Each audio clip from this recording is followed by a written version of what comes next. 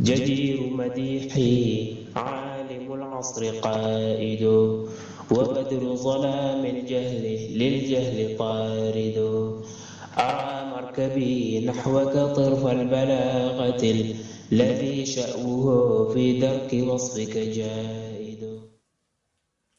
Et il parle, il dit Wahtarku et wa parmi ce qui augmente la foi, parmi ce qui adoucit le cœur et donc par conséquent augmente la foi, il y a Tarku, l'abandon, Hadith al-Qalbi, des discussions du cœur. Fi kulli shay'in sur toute chose, en fait sur n'importe quoi. Illa, sauf fi zikrillah, sur l'évocation d'Allah, c'est-à-dire la mention du nom d'Allah ou du rappel d'Allah, Azza wa Jalla, tout majestueux, tout puissant, tout Azza, tout puissant wa Jalla et tout majestueux. En fait, tout puissant et majestueux soit-il.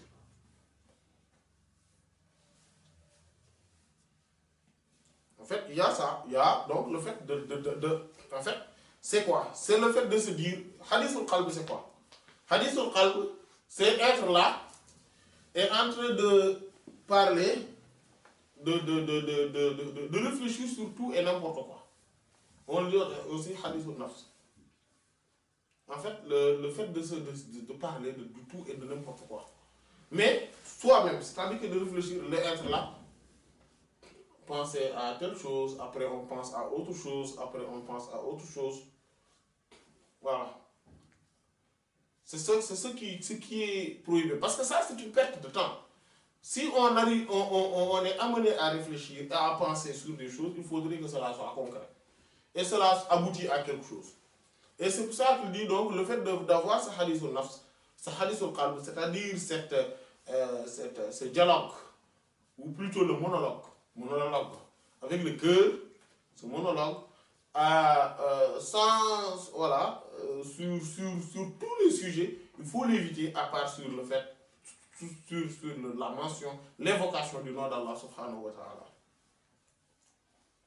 Voilà, par exemple, je ne peux pas être là en train de penser, oui, la rue là, si je traverse, après il y a l'autre rue, et après on peut, oui, après. En fait, penser futilement, de manière futile, sur des choses.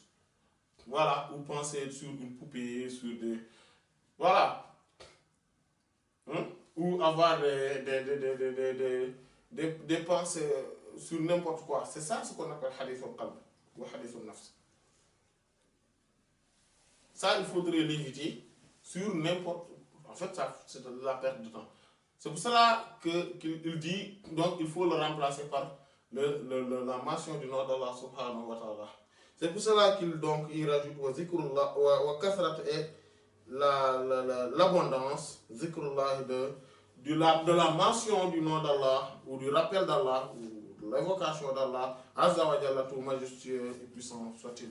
Donc on a parlé, donc c'est ça, c'est pour ça que je disais tout à l'heure qu'on a anticipé par rapport à ce que l'on devrait voir. C'est-à-dire que le zikr nécessite deux choses. Il faudrait se taire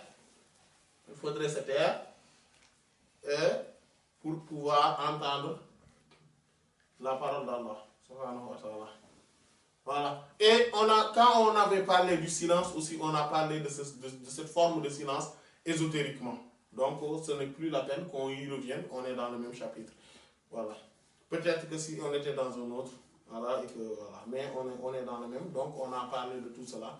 Et donc le zikr, l'abondance du zikr, par la langue, par le cœur, voilà, et éventuellement par l'esprit.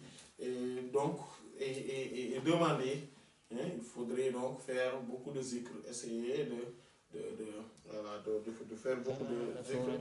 إلا عليك مدائحي وما حسنت إلا عليك المحامد وما لي بقول فيك إلا شهدته شهادة حق ليس فيه زوائد بل اسمك عنوان العلا فيك خالد محمد أنت المصطفى أنت عابد.